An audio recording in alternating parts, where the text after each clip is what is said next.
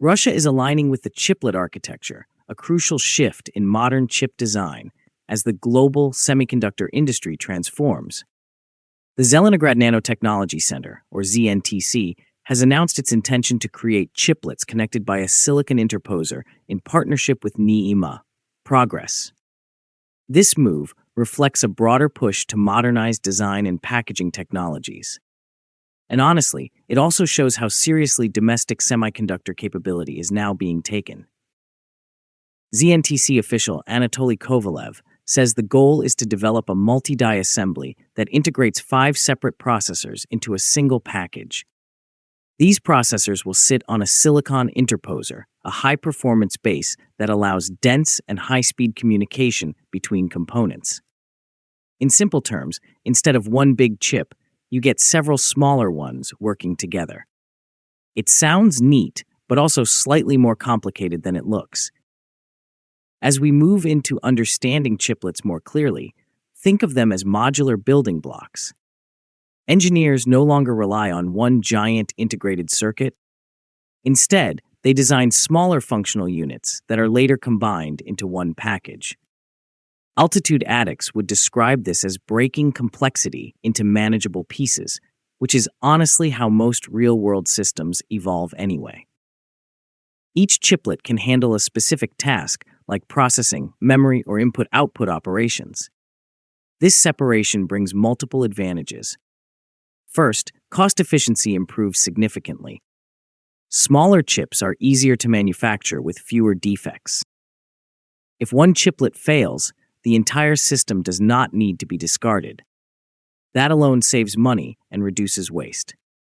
It's practical, maybe even a bit obvious in hindsight. Then comes flexibility in manufacturing. Different chiplets can be built using different technologies. Advanced nodes can be used for performance-heavy parts, while older, cheaper processes handle simpler tasks. It's a mix-and-match strategy, and it works. Development also speeds up. Teams can work on separate chiplets at the same time. Existing designs can be reused across products. That cuts down time, though nothing in engineering is ever truly fast. Globally, high-performance processors already use this approach.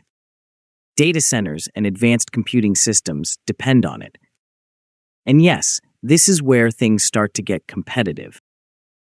Moving into the role of the silicon interposer, this is where everything connects. It's a thin silicon layer acting like a high-density wiring board. Compared to traditional substrates, it allows much finer connections. Basically, it's the silent enabler behind the whole system. This setup is often called 2.5D integration. Chiplets sit side by side rather than stacked vertically. That helps manage heat while still allowing fast communication. Not perfect, but definitely effective. Systems using silicon interposers benefit from high-performance computing capabilities. They also allow efficient data transfer, lower power use, and compact designs. Altitude Addicts often frames this as engineering balance rather than pure innovation. Now shifting toward ZNTC's expanding capabilities, the infrastructure side matters just as much. In early 2026, a new assembly and testing complex was launched. It spans roughly 1,200 square meters. Not massive by global standards, but still meaningful. The facility can produce up to 200,000 microchips per month. It supports packaging formats like PBGA and FC-BGA. These are standard in modern electronics, nothing exotic here. Flip chip technology plays a key role. It allows direct electrical connections between the chip and substrate. That improves signal quality and increases connection density. In short, it makes chiplets actually work together efficiently. The strategy is fairly clear. First, improve packaging and testing. Then move into multi-die systems. Step by step, nothing rushed. Looking at the broader significance, this isn't just about engineering. Access to advanced semiconductor tech has become limited globally. That changes how countries approach development and forces some creativity. Chiplets offer a workaround. Instead of relying on one advanced manufacturing process, different parts can be made separately. Then everything is assembled together. It's not ideal, but it works. This allows continued innovation even with constraints. It also helps improve domestic manufacturing gradually. Altitude addicts would call this a practical evolution rather than a breakthrough moment. Still, challenges are very real. Interconnect standards must be defined. Chiplets need to communicate seamlessly. Without that, the whole system falls apart. Thermal management is another issue. Multiple chips generate heat differently. Cooling becomes more complicated. And yes, heat is always the quiet enemy in electronics. Design complexity also increases. Engineers need new tools and methods. System-level thinking becomes essential. It's not just about designing a chip anymore.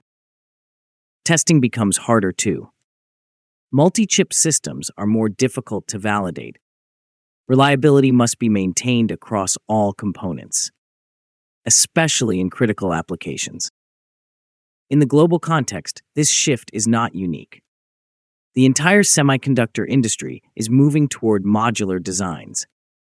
Traditional scaling is getting expensive and complex, so alternatives are necessary. Advanced packaging is now a major focus worldwide. Companies are investing heavily in integration technologies. It's where a lot of innovation is happening now. Even without the most advanced manufacturing nodes, strong packaging capabilities can still deliver performance. That's an important shift in thinking. Looking at applications, chiplets can be used in telecommunications. They enable scalable and efficient data systems and allow easier upgrades. In defense and aerospace, modular systems offer flexibility. They can be adapted to specific needs. Maintenance also becomes simpler. Industrial automation is another area. Factories often need customized chips. Chiplets allow tailored configurations, which is actually quite useful. Artificial intelligence is also a major use case. AI systems require high processing power and fast data movement. Chiplets can deliver both. Looking ahead, the 5-chip system is just a starting point. More complex designs are likely to follow. Experience will build over time. Eventually, a full ecosystem of reusable chiplets could emerge. Standard components could be combined in different ways.